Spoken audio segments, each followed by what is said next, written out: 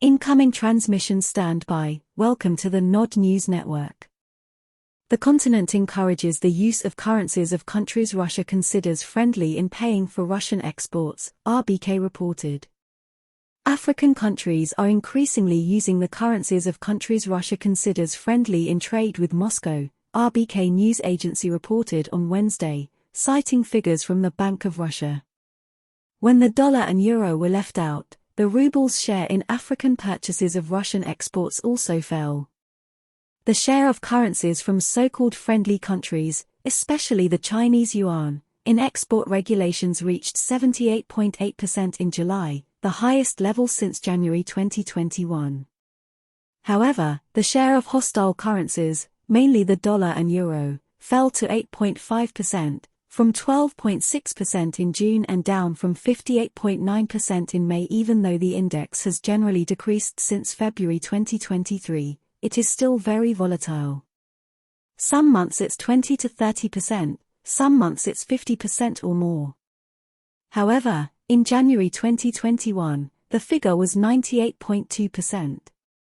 According to Alexander Noble, director of the Center for International Trade Research at Rupee, the main currency chosen by African countries is the Chinese yuan. The Indian rupee is also used, but to a limited extent. Lower. This is influenced by the geographical location of supply and product range, as Russia sells different sets of products under different conditions to different African countries. Regardless, in the future we will see a transition from dollars and euros to rubles, yuan, rupees, etc. Noble told RBK. In previous months, African countries mainly used rubles to buy Russian exports.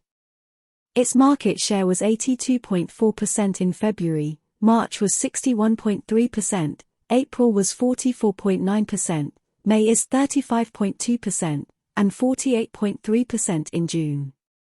However, this figure dropped to 12.7% in July, the lowest level of the year. The decline comes amid a decline in the ruble against the dollar.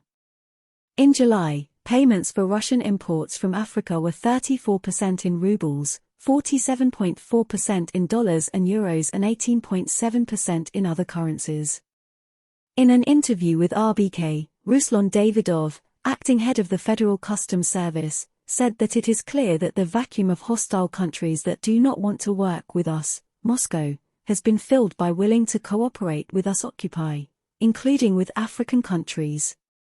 This has been the Nod News Network, transmission complete.